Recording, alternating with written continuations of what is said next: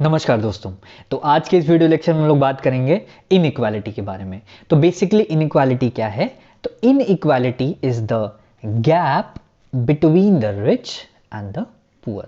ठीक है, इनइक्वालिटी किसके बीच का गैप है? Rich people and poor people. Basically वहां पर इकोनॉमिक डिस्पैरिटीज की बात करेंगे, यानी कि पैसे की बात करेंगे। जिसके पास ज्यादा पैसे हैं ही इज रिच, जिसके पास कम है ही इज पुअर। ठीक है, the greater the gap the greater is the inequality. जितना गैप बढ़ता जाएगा इनइक्वालिटी बढ़ती जाएगी। ठीक है, इकोनॉमिक डिस्पैरिटीज यानी कि इकोनॉमिक कमियां जो हैं, पैसे की जो कमी है उसकी वजह से हमें क्या देखने को मिलती है? इनइक्वालिटी देखने को मिलती है। ठीक है, आगे बढ़ते हैं। तो इनइक्वालिटी को समझने के लिए हम लोग को क्या समझना पड़ेगा? रिच पीपल और पुअर पीपल, यहां पर लिख देता हूं, रिच एंड पुअर का जो इनकम डिफरेंस है। ठीक है, या आप कह सकते हैं कि जो इनकम डिस्ट्रीब्यूशन है, ठीक है, उसको देख के हम लोग पता लगा सकते हैं कि इनइक्वालिटी के बढ़ने का या कम होने का, बेसिकली तो बढ़ ही रही है, तो बढ़ने का क्या रीजन हो सकता है। तो यहां पर मैंने एक डायग्राम दिखा रखा है जो कि दिखाता है ग्लोबल वेल्थ। यहां पर ये दिखा रहा है टोटल वेल्थ, यहां पर दिखा रहा है वर्ल्ड पॉपुलेशन एंड यहां पर इंडिविजुअल वेल्थ। ठीक है, वर्ल्ड पॉपुलेशन दिखा रखा है, इंडिया का भी ऑलमोस्ट सेम है, इंडिया का थोड़ा और वहां पर आपको ड्रास्टिक चेंजेस देखने को मिलेंगे। तो यहां पर कहने का ये है कि ऑलमोस्ट 1% अगर टोटल वेल्थ की बात की जाए, ठीक है, तो ये जो ऊपर वाला ट्राइंगल आप देख रहे हैं, ये तो 1% लोग, सॉरी टोटल वेल्थ नहीं है, दैट इज 1% पीपल। तो ये जो 1% लोग हैं ये रिच की कैटेगरी में आते हैं। क्यों? क्योंकि ये 41% of the total wealth hold करते हैं। ठीक है, ये जो 8% लोग हैं ये 42% of the total wealth hold करते हैं, that is the middle class. ठीक, ये जो 23% है ये इकोनॉमिक वेल्थ का 14% होल्ड करते हैं, that is lower class. And इनको मैं कहूंगा बिलो पॉवर्टी लाइन। 69% हैं जो कि 3% ऑफ द टोटल वेल्थ भी नहीं होल्ड कर पाते हैं। ठीक है, एक बहुत अच्छी पीडीएफ मिली है, उसका मैं लिंक आपको डिस्क्रिप्शन में दे दूंगा। यहां पर मैं एक बार दिखाना चाहूंगा, ये है वो। ठीक है, इसका ऑक्सफैम की है, ये मैं आपको दिखाता हूं।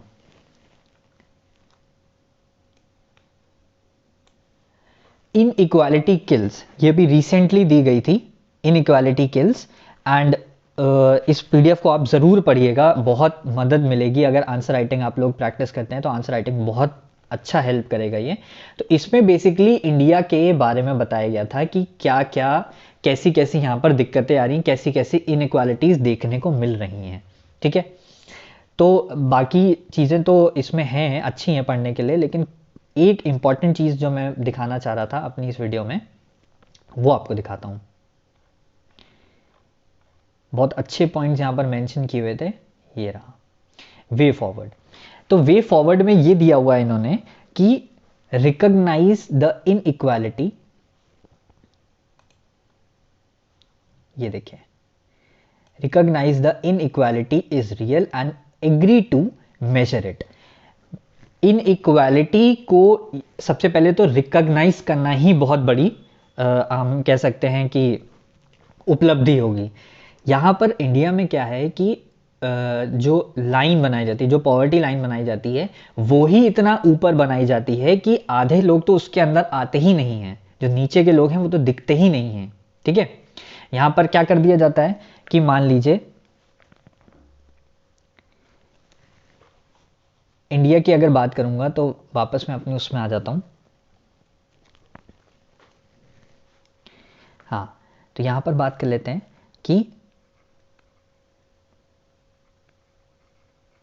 पॉवर्टी को डिफाइन गड़बड़ किया जाता है। मतलब लोगों को मतलब यही नहीं पहचान पाते हैं कि कौन गरीबी में आ रहा है एंड कौन नहीं आ रहा है।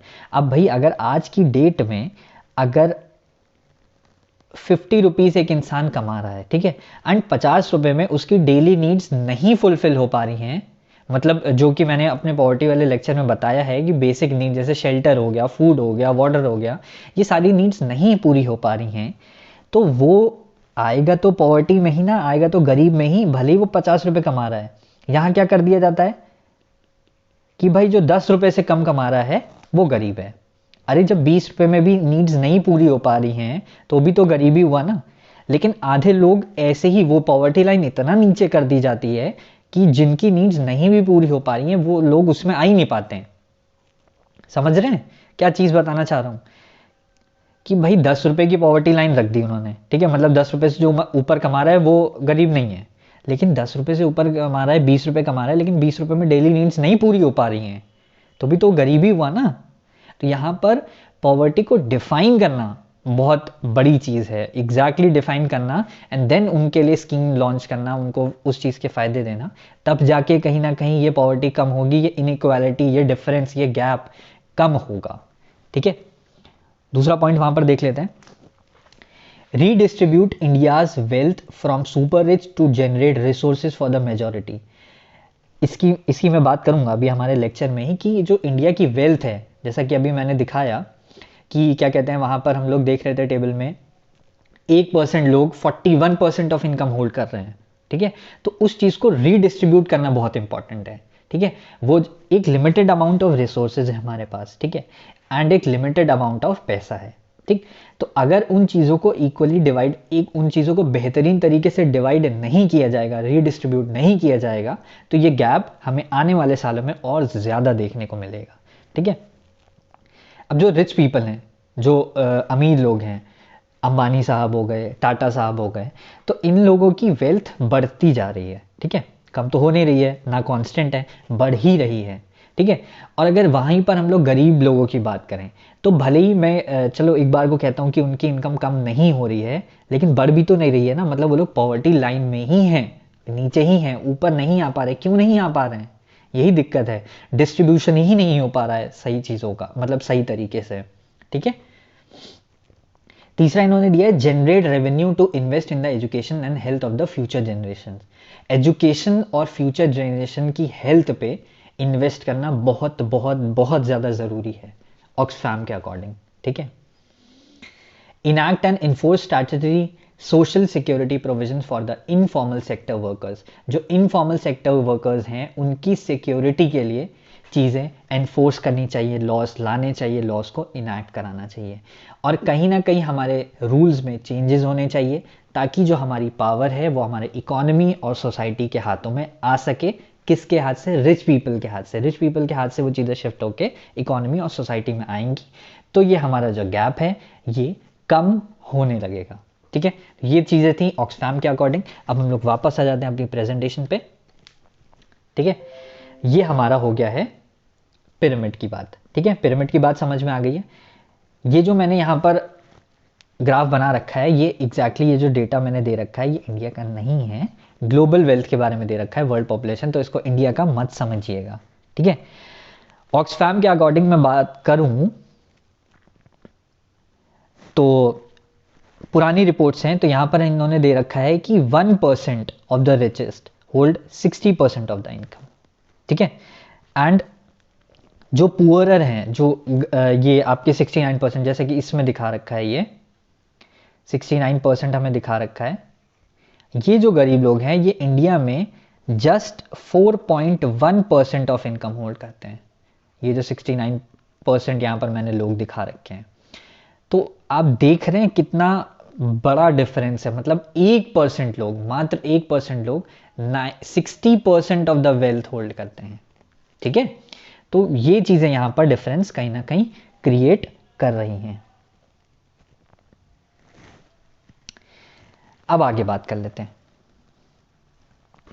ठीक है, एनालिसिस में बात कर लेते हैं कि जो हमारा इंडिया ह्यूमन डेवलपमेंट सर्वे है, इसके हिसाब से ये कहा जा रहा है कि जो इंडिया का इनइक्वालिटी लेवल है, लेवल ऑफ इनकम इनइक्वालिटी, ये lower than Russia, US, China, Brazil, इन सब से काफ़ी नीचे है। एंड ऊपर सिर्फ किससे है? साउथ अफ्रीका से। ठीक है, ये देखिए मैंने यहाँ पर लिख रखा है, richest 1% own 60% of the countries wealth. ठीक है, एंड 4.1% द पुअरर हाफ जो है वो सिर्फ 4.1% नेशनल इनकम होल्ड करते हैं। ठीक है,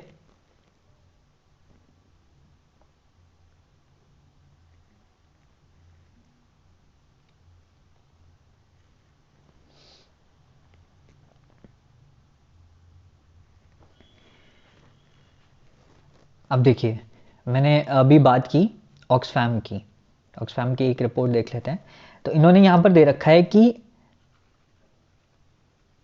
रिचेस्ट 98 इंडियंस, 98 इंडियंस जो हैं ये वेल्थ होल्ड करते हैं सेम, किसके जितनी? सेम 55.2 करोड़ पीपल, जो बॉटम के 55.2 करोड़ पीपल हैं उनके बराबर की इनकम ये 98 लोग होल्ड करते हैं, ऐसा ऑक्सफैम का कहना है।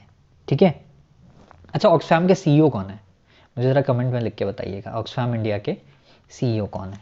ठीक है, तो ये रिपोर्ट मैं आपको ज़रूर डिस्क्रिप्शन में दूंगा, काफ़ी अच्छी रिपोर्ट है, एक बार आप ज़रूर पढ़िएगा, आंसर राइटिंग में आपका बहुत फ़ायदा मिलेगा इससे। ठीक है, आगे बढ़ जाते हैं। अब देख लेते हैं लॉरेंस कर्व की। अच्छा, लॉरेंस कर्व से पहले एक चीज़ मैं बता दूं, देखिए जो इनइक्वालिटी है, इनइक्वालिटी, ग्रोथ एंड पॉवर्टी। ठीक है, अब ये जो तीन फैक्टर्स हैं ये कहीं ना कहीं आपस में इंटरकनेक्टेड है, इस चीज को ध्यान रखिएगा। कैसे? जैसे मान लीजिए अगर मैं ग्रोथ के बढ़ने की बात करूंगा, ठीक है, ग्रोथ के बढ़ने की बात करूंगा तो पॉवर्टी कम होने लगेगी। ठीक है, ग्रोथ अच्छी हो रही है, पॉवर्टी कम होती जा रही है, लोगों को एम्प्लॉयमेंट मिल रहा है। ठीक, लेकिन अगर ग्रोथ की मैं स्लो, मतलब ग्रोथ कम रेट से हो रही है, तो ग्रोथ कम रेट से हो रही है तो जो अमीर है उसके पैसे तो बढ़ ही रहे हैं। ठीक है, लेकिन जो गरीब हैं, जो अनएम्प्लॉयड लोग हैं वो अभी भी अनएम्प्लॉयड हैं, जो पॉवर्टी लाइन के बिलो हैं वो अभी भी नीचे ही हैं। तो उससे क्या हो रहा है? इनइक्वालिटी बढ़ने को देखने को मिल रही है कि भैया इनइक्वालिटी बढ़ती जा रही है, रिच तो रिच होते जा रहे हैं, जो हमारे रिच लोग हैं वो तो रिच होते जा रहे हैं, लेकिन पुअर लोग का क्या करें? जो गरीब लोग हैं उनका क्या करें? वो अभी भी पॉवर्टी के नीचे ही हैं, पॉवर्टी लाइन के नीचे ही हैं। ठीक है, तो यहाँ पर ही मेन चीज़ आती है कि रीडिस्ट्रीब्यूशन। ठीक है, जो इनकम का रीडिस्ट्रीब्यूशन है वो बहुत ज़्यादा रिक्वायर्ड है इस समय। ठीक, आगे देख लेते हैं लॉरेंस कर्व। ठीक, लॉरेंस कर्व क्या है? इन इक्वालिटी इन द इकोनॉमी को जो कर्व दिखाता है उसे हम क्या कहेंगे? Lawrence curve. Basically it gives the graphical representation of the distribution of income और ऑफ वेल्थ। ठीक है, तो ग्राफ देख लेते हैं पहले। ग्राफ कुछ ऐसा दिखता है। ठीक है, तो ये वाली जो हमारी लाइन है ये हमें दी हुई है लाइन ऑफ इक्वालिटी, दी हुई है, यहां पर लिखा हुआ है ये लाइन ऑफ इक्वालिटी। ठीक है, ये जो लाइन है ये क्या लाएगी? Line of inequality.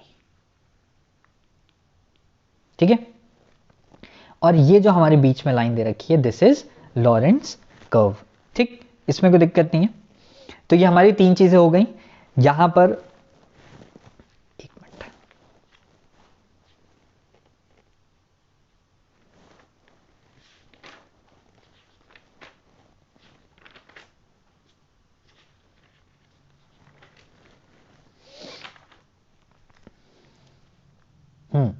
तो ये हो गई हमारी line of equality, line of inequality.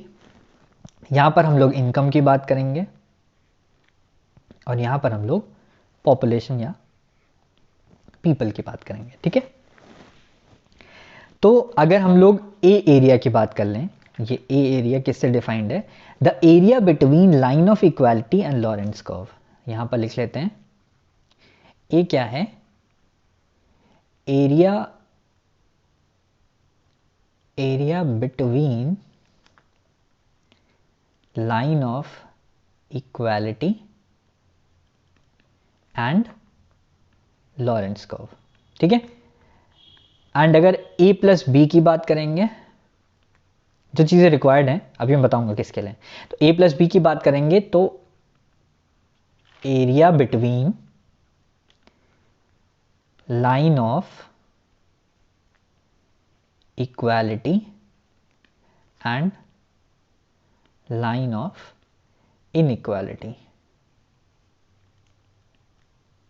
ठीक है, ये हो गया।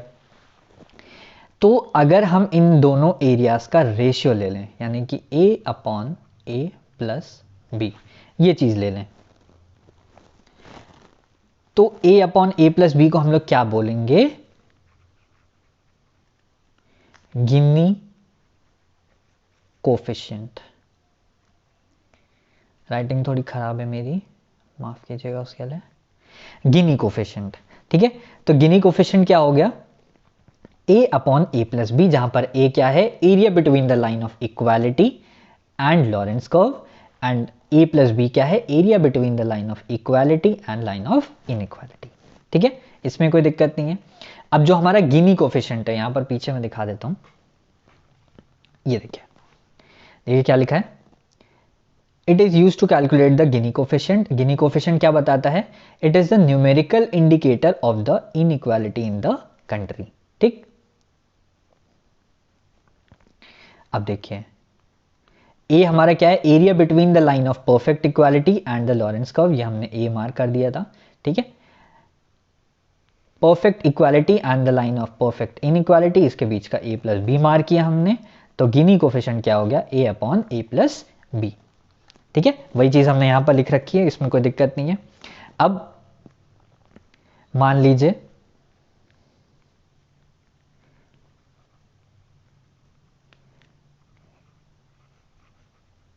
गिनी कोफिशिएंट, ठीक है। गिनी कोफिशिएंट हमारा मैक्सिमम 1 आ सकता है और मिनिमम 0 आ सकता है। तो मैक्सिमम की बात करेंगे, अगर 1 आ गया है तो यहां पर हम लोग क्या करेंगे, क्या कहेंगे कि एक ही आदमी, मतलब single individual holds all income, ठीक है। तो जब ये 1 हो जाएगा तो हम लोग बात करेंगे परफेक्ट इनइक्वालिटी, ठीक है। और अगर 0 की बात करेंगे तो यहां पर एवरीवन हैज इक्वल इनकम, ठीक है। तो यहां पर हम लोग बात करेंगे परफेक्ट इक्वालिटी की बात करेंगे। परफेक्ट इक्वालिटी कभी रीच करेगी नहीं, क्योंकि जो अमीर लोग हैं वो अपना पैसा छोड़ेंगे नहीं और वो पैसा गरीबों तक नहीं पहुंच पाएगा, तो परफेक्ट इक्वालिटी कभी नहीं पहुंचेगी। लेकिन वही है कि यहां पर हमें 1 से लेकर 0 की तरफ जाने की कोशिश करनी होती है, ठीक है। गिनी कोफिशिएंट को जितना कम से कम रहेगा उतनी हमारी इक्वालिटी देखने को मिलेगी, ठीक है। जितना ज्यादा रहेगा Gini coefficient greater the Gini coefficient greater will be the inequality. जितना ज्यादा गिनी कोफिशिएंट उतनी ज्यादा इनइक्वालिटी देखने को मिलेगी, ठीक। आगे बढ़ जाते हैं। अब यार कॉन्सिक्वेंसेस क्या हैं, ठीक है, कॉन्सिक्वेंसेस देख लेते हैं इनइक्वालिटी के। देखो, गवर्नमेंट पॉलिसीज जो बनाई जा रही हैं वो इनइक्वालिटीज में, ठीक है, थोड़ा बहुत अफेक्ट कर रही हैं, बट वही है कि implementation and on ground reality में डिफरेंस आ जाता है, ठीक है। उसकी वजह से चीज़ें, जो पॉलिसीज़ के फ़ायदे हैं वो लोगों तक नहीं पहुंच पा रहे हैं, जिसकी वजह से आप कह सकते हैं कि एक सोशल अनरेस्ट बना रहता है सोसाइटी में, ठीक है। लोगों में सोशल अनरेस्ट देखने को मिलता है। जिन लोगों पे मतलब ये तो देखा ही होगा, जिन लोगों तक चीज़ें नहीं पहुंच पाती हैं वो ले दे के किसको ब्लेम करते हैं, सरकार को। एंड मैं ये नहीं कहूँगा कि सरकार को ब्लेम करना ठीक है, नहीं ठीक है, लेकिन चीज़ें उन तक नहीं पहुँच पा रही हैं, ये उनके लिए भी मतलब ऑब्वियसली चीज़ें जब उनके लिए बनाई जा रही हैं उन तक नहीं पहुँच पा रही हैं तो एक सोशल अनरेस्ट बना ही रहता है, इसमें उनकी भी कोई दिक्कत, कोई गलती नहीं मैं कहूँगा, ठीक है। दूसरी चीज़ देख लें, डिस्ट्रेस माइग्रेशन की बात करूँगा। तो जब इंसान गांव में है, ठीक है, वहाँ उसको जॉब्स नहीं मिल पा रही हैं, पढ़ा लिखा है इंसान, तो वो क्या करेगा, शहर की तरफ आने की कोशिश करेगा, ठीक है, अर्बन एरियाज़ में आने की कोशिश करेगा। तो ये अर्बन एरियाज़ में फिर आप कह सकते हैं कि एक अमाउंट ऑफ पॉपुलेशन बढ़ने लगेगा, ठीक है, उसकी वजह से भी यहाँ पर इनइक्वालिटीज़ देखने को मिलती हैं, क्योंकि अनएम्प्लॉयमेंट फिर वहाँ पर भी बढ़ने लगेगा, ठीक है। इर्रिस्पेक्टिव ऑफ कि गांव में उतने सोर्सेज नहीं थे, आप अर्बन एरियाज़ में भी आ जाएंगे तो ज़रूरी नहीं है कि आप एम्प्लॉयड हो ही जाएं, ठीक है। ये भी हो सकता है कि वहाँ पर काम 10 लोगों का है वहाँ 50 लोग, तो ऑब्वियसली जो 20-30 लोग रह जाएंगे वो अनएम्प्लॉयड ही रह जाएंगे, ठीक है। Rise in the burden subsidies, अब भाई पॉपुलेशन बढ़ रही है, मेन जो रीज़न है, मतलब मेरा एक पर्सनल पर्सपेक्टिव है कि मेन एक रीज़न, बहुत बड़ा एक रीज़न है पॉपुलेशन का, ठीक है, पॉपुलेशन। दूसरी चीज़ है हमारी टेक्नोलॉजी। टेक्नोलॉजी के फ़ायदे तो बहुत हैं, ठीक है, लेकिन एक नुकसान है कि ह्यूमन एफर्ट कम कर रहा है। अब ह्यूमन एफर्ट कम कर रहा है, ये फ़ायदा तो है, नुकसान कैसे है, लोग अनएम्प्लॉयड हो रहे हैं, ठीक है, पॉपुलेशन तो बढ़ ही रही है, ठीक है, पॉपुलेशन बढ़ रही है, लेकिन वहीं फैक्ट्रीज़ में जहाँ पर पहले 20 लोग हैंडमेड काम करते थे, अब वहाँ पर 10 ही लोग काम करते हैं, क्योंकि वो 10 लोग काम नहीं करते हैं, वो 10 लोग सिर्फ मशीन्स ऑपरेट करते हैं, मशीन्स काम करती हैं। तो यहाँ पर क्या हो रहा है कि ह्यूमन एफर्ट कम होने की वजह से अनएम्प्लॉयमेंट देखने को मिल रहा है, ठीक है, अनएम्प्लॉयमेंट देखने को मिल रहा है, तो ऑब्वियसली पॉवर्टी और इनइक्वालिटी साथ साथ वहाँ पर बहुत अच्छे से विजिबल होंगे, ठीक है। सोशल अनरेस्ट की मैं बात कर ही चुका हूँ, ठीक।